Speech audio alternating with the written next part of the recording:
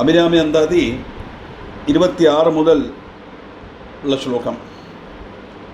போன ஸ்லோகத்தில் ஜீவராசிகள்லாம் பவரகோத்திர பிடியிலேருந்து விடுபடுறதுக்கு அபிராமி உன்னுடைய திருநாமத்தோடு ஓடி மருந்தாக இருக்கப்பட்டவன்ன எவன் சொல்கிறானோ அந்த திருநாமத்தை நான் ஒரிக்கலும் மறக்காமல் இருந்து நான் சேவிச்சுக்கிறேன், அந்த அனுகிரகத்தை எனக்கு பண்ணு அப்படின்னு தாத்பரியம். அதாவது அம்பாளுடைய திருநாமத்தை சொல்லிட்டு இருந்தால் அந்த பவரோகத்திலிருந்து, பவம்னா சம்சாரம், பிறந்து வளர்ந்து இறந்து மறுபடியும் பிறந்து இறந்து வருதும் இல்லையா, புனரபி ஜனனம் புனரபி மரணம் புனரபி ஜனனி ஜடரே சயனம்னு வருதே, அந்த சம்சார சக்கரத்திலேருந்து நமக்கு முக்தி கொடுக்கக்கூடிய அற்புதமானது அம்பாளுடைய திருநாமம் அப்படின்னு சொல்லி நிறுத்தினார். அப்படிப்பட்ட அதை நான் செய்வேன் சொல்லிட்டு, ஏத்தும் அடியவர் ஈரேழு உலகினையும் படைத்தும் காத்தும் அழித்தும் திருபவராம் கமல் பூங்கடம்பு சாத்தும் குழல் அணங்கே மணம் நாரும் நின் தாளினைக்கு என் நாத்தங்கு உன்மொழி ஏறியவாறு நகையுடைத்தே. நல்ல நறுமணம் வீசப்பட்ட கடம்பின் புஷ்பம் கொண்டு கார்வூந்தல் அலஞ்சரிக்கப்பட்ட தேவி. கடம்பின் புஷ்பம் நல்ல மனம் விதரப்பட்டதாம். அப்படி நல்ல மனத்தை பரப்பப்பட்ட கரம்பின் பூவலால் அலங்கரிக்கப்பட்ட அழகான முடியோடு கூடினவள், அதனால குழல்னு வந்தது. அந்த தேவி யார்? ஈரேழு உலகினையும், ஈரேழுனா 14 லோகம், பூலோகம் புவர்லோகம் சுவர்லோகம் மகர்லோகம் ஜனோலோகம் தபோலோகம் சத்தியலோகம், 7 ஊர்துவலோகம், அதல விதல சுதல மகாதல தலாதல ரசாதல பாதாளம் அதோலோகம். இது பாகவதத்தில் வரும்போது 1-2 அந்த மாற்றி சொல்லியிருப்பா. இது வேதத்தில் உள்ளதாக்க நான் சொல்கிறேன். இது உபாகர்மம் பண்ணும்போது நம்ம ஃபுல்லாக இதை சொல்லுவோம். அது ஜென்ஸுக்கு தான் தெரியும், அது உங்களுக்கு தெரிய வழி இல்லை. அதில் விதல சுதல மகாதல ரசாதல தலாதல பாதாளாக்கிய அப்படின்னு மந்திரத்தில் வரும். அந்த வேதத்தினுடைய அடிப்படையில் அதல விதல சுதல மகாதல ரசாதல தலாதல பாதாளம் 7. பதோலோகம் 7 ஊர்துலோகம் 7, அதுதான் ஈரேழு 14 லோகம். இந்த 14 லோகத்தையும் படைத்தவள் அம்பாள். படைத்தது மட்டுமா, காத்தும் அழித்தும் அதை பரிபாலிக்கும், சிருஷ்டிச்சு பரிபாலித்து சம்ஹரிக்கப்பட்டவள் தேவி. 3 தேவிதானா செய்கிறா அப்படின்னு கேட்டால் தேவிதான் செய்கிற நம்ம டெய்லி சொல்லிட்டு தானே இருக்கோம். சிருஷ்டிகர்த்தரே பிரம்மரூபா கோப்திரே கோவிந்த ரூபிணி சம்ஹாரிணி ருத்ரரூபா திரோதானகிரீஸ்வரி சதாசிவான கிரகதா பஞ்சகிருத்தியபராயணா. சிருஷ்டி திரு சம்ஹாரம் 3 தான் நமக்கு தெரியும். திருவதானம் அனுகிரகம் 2 கூட உண்டு. அந்த 5 செய்யப்பட்டவளானதுனால பஞ்சகிருத்திய பராயணான்னு ஒன்று எல்லாரும் சொல்கிறா அப்படின்னு அகஸ்திய மகர்ஷி சொன்னதாயிட்டு லலிதா சகஸ்ரநாமத்தில் நம்ம சொல்லிட்டு வரோம். சிருஷ்டி பண்ணும்போது பிரம்மாவோட ரூபத்தை தரிக்கிறா அப்படின்னு சொன்னால் பிரம்மம் ஒன்று தான் உண்டு. அந்த பிரம்மம் சிருஷ்டி பண்ணும்போது பிரம்மாவோட ரூபத்தை, பிரம்மம் வேற பிரம்மா வேற. பிரம்மங்கிற சுப்ரீம் பவர், அது நிறம் கிடையாது மனம் கிடையாது ரூபம் கிடையாது, நம்ம நிறைய சொல்லியிருக்கோம் கிளாஸில். ஒரு பவர், அந்த பவர் பிரவர்த்தியாக வரும்போது அது சப்த பிரம்மமாக மாறுறது, அது பிரம்மா. ரட்சிக்கும் போது விஷ்ணு, சம்ஹரிக்கும் போது ருத்ரன், திரோதானம் வரும்போது ஈஸ்வரன், அனுகிரகம் பண்ணும்போது சதாசிவன். இப்படி யதாபதி தங்களுடைய கடமைகளை நிறைவேற்றி கொண்டிருக்கப்பட்ட திருமூர்த்திகளான பக்தன்மார் அல்லவா உன்னுடைய திருப்பாதங்களை பூஜிக்கிறா. தேவிதான் திருமூர்த்திகளாக மாறி சிருஷ்டி சிறுசம்ஹாரம் செய்கிறா. அப்படி சிருஷ்டி சிறுசம்ஹாரம் செய்யப்பட்ட தேவர்கள் எல்லாம் உன்னை பூஜிக்கிறாளே தேவி. திரையானாம் தேவானாம் திரிகுண ஜனிதானாம் தவ சிவே. சௌந்தரர்களில் பார்த்தோம் இல்லையா, எல்லாரும் மும்மூர்த்திகளும் அத்தனை தேவர்களும் அம்பாளுடைய பாதத்தில் விழுந்து நமஸ்காரம் பண்ணுறாளாம். அப்படின்னா சிவன் பார்வதி நமஸ்காரம் பண்ணாராங்கிற ஒரு கொஸ்டின் வந்துடப்படாது. மகாவிஷ்ணு லக்ஷ்மி நமஸ்காரம் பண்ணாங்கிற சொல்ல வந்துடப்படாது. இங்கே தேவின்னு சொல்லப்பட்டது 26 தத்துவமான பிரம்மம். அந்த பிரம்மம் சிருஷ்டிக்கும் போது பிரம்மாவோட ரூபத்தை தரித்து அந்த சக்திக்கு சரஸ்வதினு பேர். அது சித்தி பண்ணும்போது விஷ்ணுவோட ரூபத்தை தரிக்கும், அந்த விஷ்ணுனுடைய சக்திக்கு லக்ஷ்மின்னு பேர். அதே மாதிரி ருத்ரன்னு சொன்னால் சம்ஹாரம் பண்ணப்பட்ட சமயத்தில் ருத்ரனாக மாறி சம்ஹாரம் பண்ணுறா தேவி. அந்த சமயத்தில் அவருடைய சக்திக்கு பார்வதினு பேர். அவ்வளோதான். அப்படி திருமூர்த்திகளான பக்தர்மாரெல்லாம் உன்னுடைய திருப்பாதங்களை பூஜிக்கிறாளே, அத்தனை கண்டு மகத்துவம் நிறைஞ்சதல்லவா உன்னுடைய பாதம். எப்படிப்பட்டது? பரிமளம் பருத்தப்பட்ட உன்னுடைய திருச்சேவடிகளை கிட்டக்க போய் கூட பார்க்க கூட முடியாத அளவுக்கு அர்ஹதை இல்லாதவன் நான். தேவர்கள் எல்லாம் நமஸ்காரம் பண்ணுறா, அந்த பாதத்தை பார்க்கறதுக்குள்ள யோகியதை இல்லை, அர்ஹதை இல்லாதவன் நான். இருந்தாலும் கூட என்னுடைய நாக்கிலேருந்து உதிரப்பட்ட அந்த விகடமான மொழிகளையும் ஸ்துதிகளையும் நீ கணக்கிலாக்கி அதுக்கு ஒரு பெருமை கல்பிச்சு பரிகாசியமாய் கற்பிக்கிறையே, அது பரிகாசியமாய் தோன்றது அல்லவா அப்படின்னு கேட்குறோம். உன்னுடைய திருமூர்த்திகளெல்லாம் வணங்கப்பட்ட பாதத்துங்கிட்ட வந்து நிற்கக்கூட யோகியதை இல்லாத என்னுடைய வாய் மொழிமா இப்படி உன்னுடைய ஸ்துதிகள் எல்லாம் சொல்ல வைக்கிறையே, இது பரிகாசம் அல்லவா, உனக்கு விளையாட்டா அப்படின்னு கேட்குறோம். ரெண்டு அர்த்தம் இதில். அம்பாளுடைய அனுகிரகம் உண்டானாத்தான் இந்த ஸ்துதிகள் சொல்ல முடியும் அப்படின்னு தாற்பயம். சொல்லறது மட்டுமல்ல, படிக்கணுமானாலும் அம்பாளுடைய அனுகிரகம் வேணும். நினைச்சா மட்டும் முடியாது, படிக்க முடியாது. நிறைய பேர் சொல்லுவா, நான் 10 வருஷமாக புக்கு வாங்கி வச்சுருக்கேன் சார், இதுவரை எனக்கு படிக்க முடியல, இப்போ தான் படிக்க முடியறது. 10 வருஷமாக அந்த புக் காற்றுல தான் இருக்கு, ஏன் படிக்கலைன்னா அவ்வளோதான், படிக்க முடியாது. அதே மாதிரி உன்னுடைய அனுகிரகத்தினால தான் இது கிடைக்கிறது. அப்படி பக்கத்தில் வந்து உன்னுடைய பாதத்தை பார்க்கறதுக்குள்ள அர்ஹதை ஒன்று இல்லாதவனானாலுமே கூட என்னுடைய வாக்கிலிருந்து இந்த வரத்தை நீ எனக்கு அனுகிரகம் பண்ணியிருக்கியே, இது உனக்கு பரிகாசமாக தோணுறதா அப்படின்னு கேட்குறாரு. அதாவது இது ஒரு சமத்காரமாக கேட்குற ஒரு விஷயம். தாற்பயம் என்னன்னா, மும்மூர்த்திகளால் சேவிக்கப்பட்ட விசேஷமான பாதத்தோடு கூடின தேவி, அந்த பாதத்தை சேவிக்கிறதுக்கும் அந்த பாதாரவிந்தத்தை பஜிக்கிறதுக்கும் அதனுடைய தாற்பயத்தை சொல்லறதுக்கும் உள்ள கழிவு அம்பளை அனுகிரகத்தினால மட்டும்தான் கிடைக்கும் அப்படின்னு தாற்பயம். உடத்தனை வஞ்ச பிறவியை உள்ளம் உருகு அன்பு படைத்தனை பத்மபத யுகம் சூடும் பணி எனக்கே அடைத்தனை நெஞ்சத்து அழுக்க எல்லாம் நின் அருட்புணலால் துடைத்தனை சுந்தரி நின் அருள் ஏதென்று சொல்லுவதே. எப்படிமா வர்ணிக்க முடியும் உன்னுடைய பிரபாவத்தை? உன்னுடைய அபாரமான அந்த கருணை இருக்கே, அனுகிரகம் இருக்கே, அதை எப்படி வர்ணிப்பேன் நான் அப்படின்னு கேட்குறேன். சொல்லறதெல்லாம் வர்ணனை தான். தேவி மகாத்மத்தில் வர்ணிக்கிற மாதிரி தான் இந்திரகெல்லாம் ஸ்தோத்திரம் பண்ணுறா இல்லையா? 1000 நாள் அனந்தனால முடியுமா, 6 முகம்ல சண்முகனால முடியுமா, 4 முகம் பிரம்மாவால் முடியுமா உன்னை வர்ணிக்கிறதுக்கு? அப்படிப்பட்ட ஒன்றை ஸ்தோத்திரம் பண்ணுறோம். அது சொல்லறதே ஒரு ஸ்தோத்திரம் தான். அப்படின்னா வாக்குக்கும் மனசுக்கும் எல்லாம் உள்பட்டது அல்ல ஈஸ்வருடைய பிரபாவம்ங்கிறத காணிக்கிறது. அதே மாதிரி இங்கேன்னு சொல்கிறார், ஹே சௌந்தரியத்திடம்பே, என்னுடைய கர்மபலம் கொண்டுண்டான ஜென்ம பாபம் நீ இல்லாதாக்கிட்டாய். அந்த கர்மபலம் இல்லாமல் ஆக்கினால தான் உன்னுடைய திருவடியை சேவிக்கிற பாக்கியம் எனக்கு கிடைச்சது, உன்னை பற்றி பாடுறதுக்குள்ள பாக்கியம் எனக்கு கிடைச்சது. எப்படி பாடினேன்னா, என்னுடைய சித்தம் உருகிற விதத்தில் உள்ள பக்தியை பிரதானம் செய்தாய் நீ எனக்கு. மனசுருகி நான் பாடுறேன் இல்லவா, அந்த பக்தி எனக்கு நீ கொடுத்தாய். உள்ளம் உருகும் அன்பு படைத்தனை, என் உள்ளம் உருகி பாடுற அளவுக்கு என் மேல நீ அனுகிரகம் பண்ணியிருக்கிய தேவி. உன்னுடைய பாத யுகலம் என்னுடைய சிறுசிற சூடுறதுக்குள்ள பணியும் நீ எனக்கு தந்தாய் அப்படின்னு சொன்னா, இப்படி ஒரு சிச்சுவேஷனில் கொண்டு நிறுத்தினால தானே இப்போ நான் உன்னை ஸ்தோத்திரம் பண்ணுறேன் இல்லையா? அதனால எனக்கு உன்னை பாதார விந்தத்தை பஜிக்கிறதுக்குள்ள பாக்கியமும் எனக்கு கொடுத்தாய், அந்த ஒரு அவசரமும் எனக்கு தந்தாய் தாற்பயம். அப்படினால என்னாச்சு? நெஞ்சத்து அழுக்க எல்லாம் நின் அருட்புரலால் துடைத்தனை.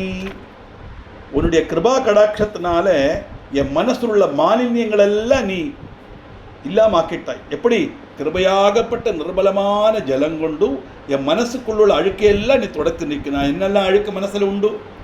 14 துர்குணங்கள் நான் சொல்லிருக்கேனே. காமம், குரோதம், லோபம், மோகம், மதம், மாத்சரியம், டம்பம், தர்ப்பம், ஈர்ஷை, அசூயை, இச்சை, அகங்காரம், ராகம், துவேஷம். 14 சோல்ஜர்ஸ் டாமினேட்டிங் ஹியூமன் பாடி. நம்ம பிளட்டில் ஊறி போன 14 பேர். இந்த 14 மனசில் இருக்கப்பட்ட அழுக்குகளை, இந்த அழுக்க பரிசுத்தமான அழுக்க தொடக்கணும்னா என்ன பண்ணணும்? நல்ல ஃபினாயில் போட்டு கழுவியல்ட்டா, இப்போ சர்ஃபோ சோப்போ போட்டுட்டு தேய்ச்சி அலம்பி களையணும். ஆனால் மனசில் உள்ள அழுக்க எப்படி களைய முடியும் அப்படின்னா, அம்பாளுடைய திருநாம உச்சாரணத்தினால மட்டும்தான் முடியும். பகவத் விசாரத்தால் மட்டும்தான் மனசில் உள்ள அழுக்க களைய முடியும் தாற்பயம். அதனால என்னுடைய மனசில் உள்ள அகந்தை இருக்கே, அகந்தைங்கிற மாலின்யம், அந்த அழுக்கு 14 துர்குணங்களால் செயல்படப்பட்டது. அதெல்லாம் உன்னுடைய கிருபையாகப்பட்ட நிர்மல ஜலம் கொண்டு நீ கழுகி அலம்பி அதை பரிசுத்தமாக்கினாய் என்னுடைய நெஞ்ச.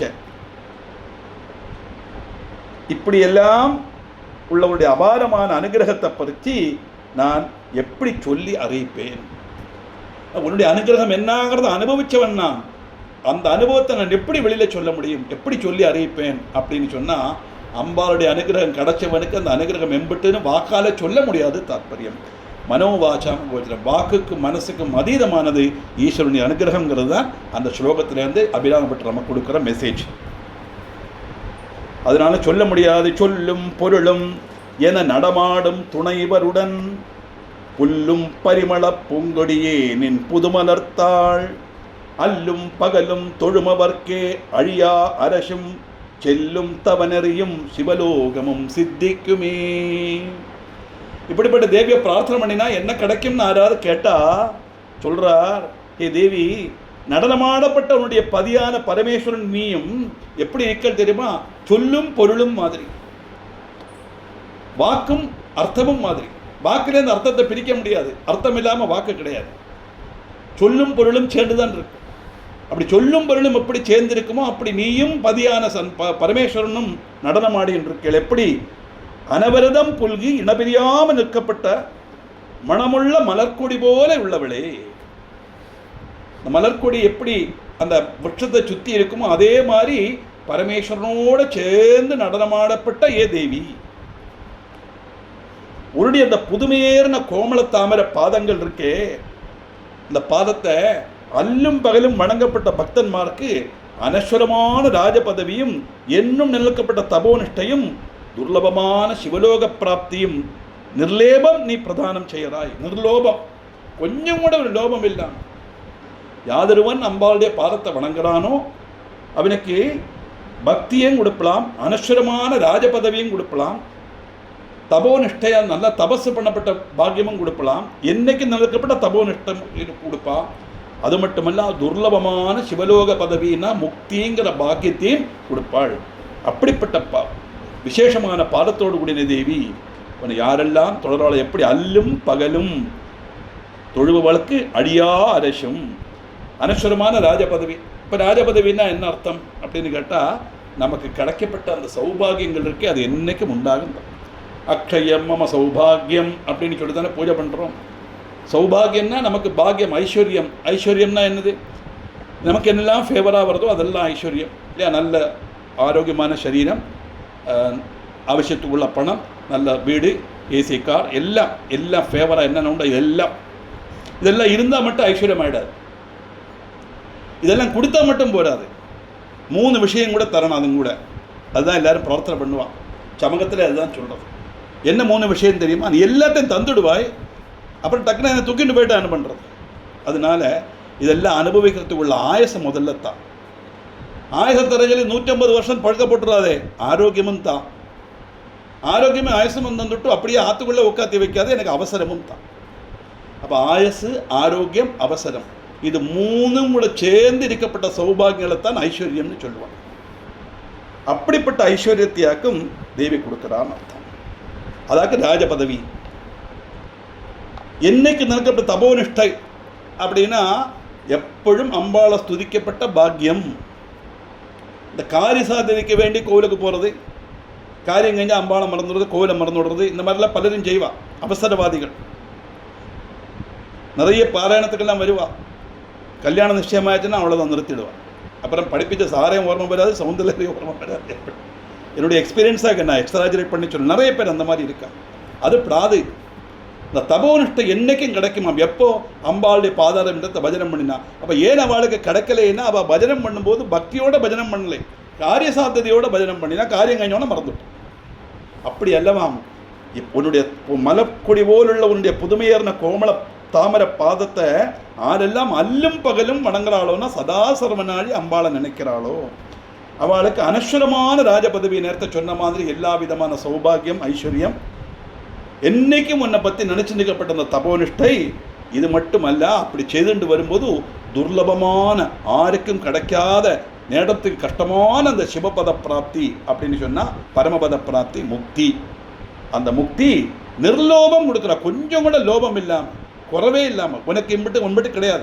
யாரெல்லாம் வணங்குறாளோ அல்லன் பலரும், யாரெல்லாம் தபோனிஷ்டையோடு அம்பாளை ஸ்தோத்திரம் பண்ணுறாளோ அவளுக்கு எல்லாருக்கும் சிவலோக பதவியை கொடுக்கப்பட்டவள் தேவி அப்படின்னதாக்க அதில் வர்ணனை. அந்த லோகம் சித்திக்கும்.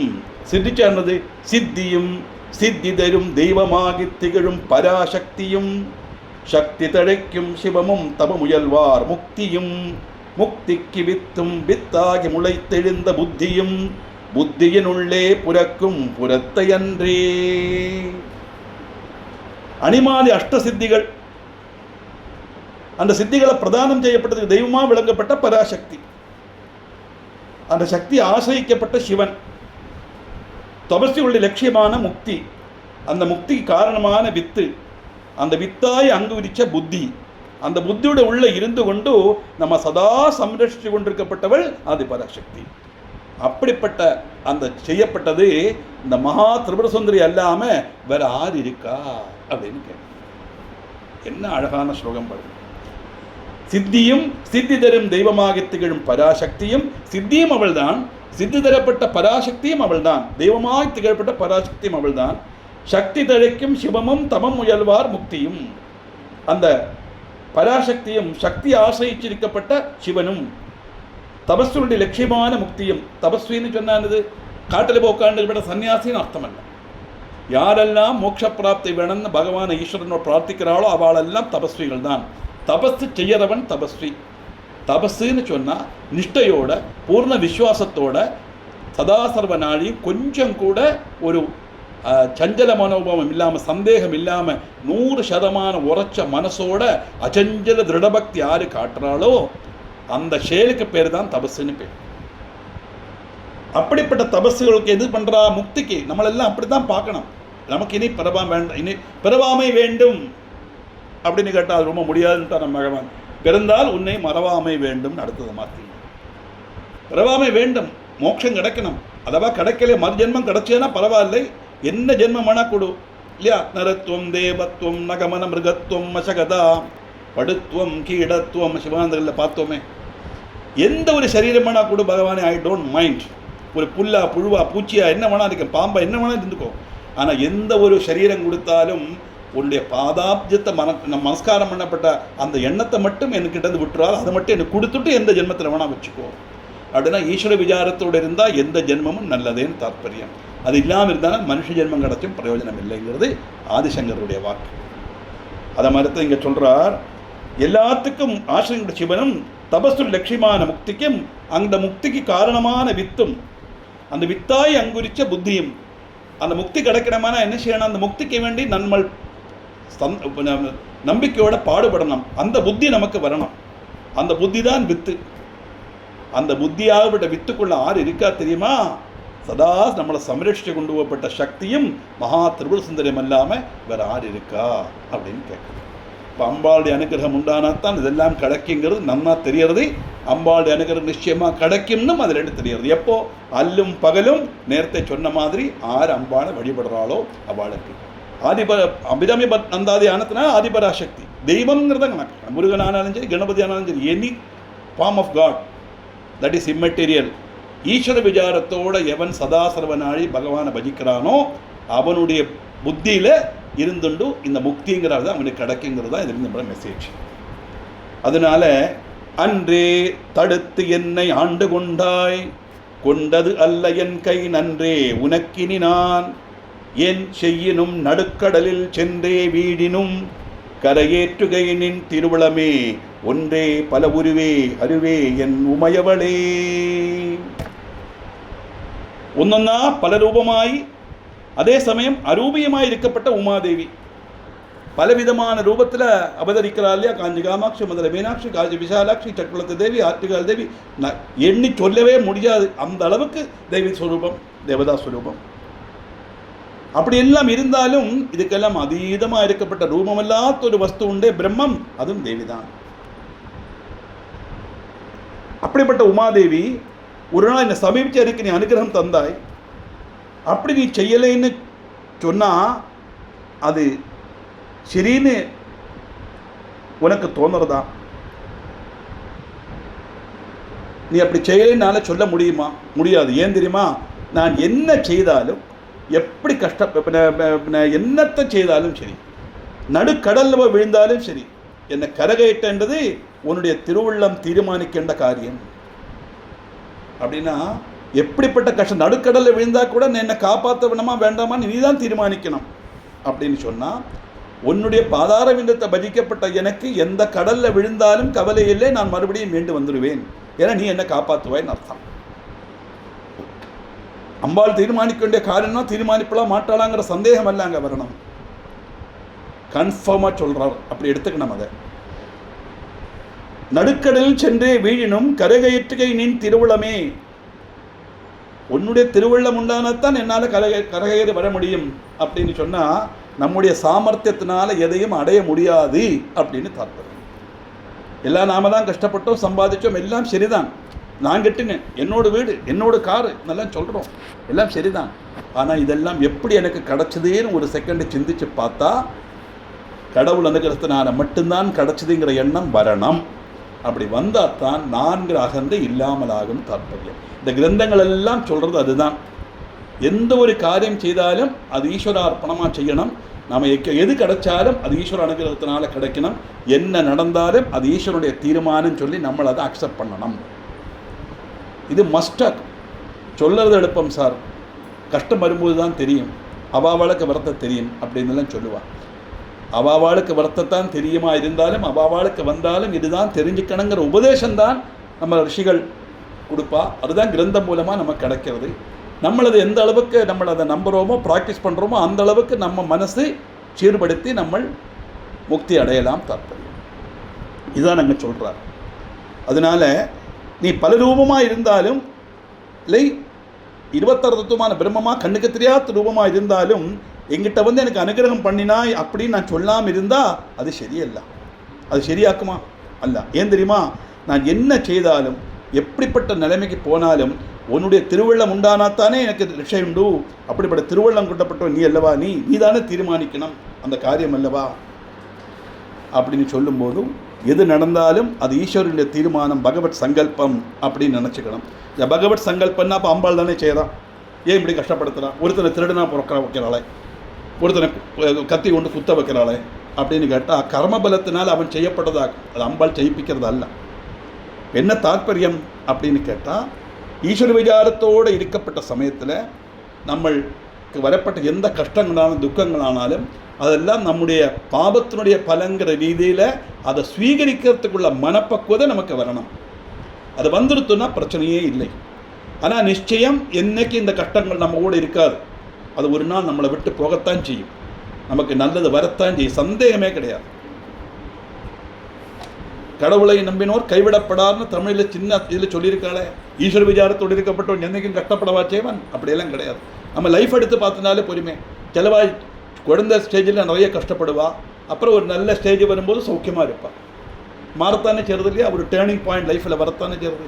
இதெல்லாம் ஈஸ்வர அனுகிரகத்தினால தான் கிடைக்குங்கிற காரணத்தினால வரப்பட்ட கஷ்டங்களும் துக்கங்களும் நம்மளுடைய பாபத்தினுடைய பலம், நல்லதெல்லாம் புண்ணியத்தில் ஃபேவராக உள்ளதெல்லாம் புண்ணியத்தினுடைய பலங்கிற ரீதியில் எடுத்துண்டும், ரெண்டுமே ஈஸ்வர விசாரம் அனுசரித்து இருக்கப்பட்டவாளுக்கு ரெண்டும் மாறு மாறித்தான் வருங்கிறத தெரிஞ்சுண்டு, அந்த அம்பாளுடைய பாதார விண்டத்தில் உள்ள அந்த பஜனம், உரச்ச விஸ்வாசம், திருட பக்தியோடு கூடி தினந்தோறும் அல்லும் பகலும் அம்பாளை பாராயணம் செய்துன்றிருந்தா, விசாரிச்சுருந்தா, நிச்சயம் அவனுக்கு அந்த புத்தியும் புத்தியிலிருந்து முளைச்சோட்ட முக்தியும் அவனுக்கு கிடைக்குங்கிறது தான் இந்த ஸ்லோகத்தில் நமக்கு கிடைக்கக்கூடிய மெசேஜ்.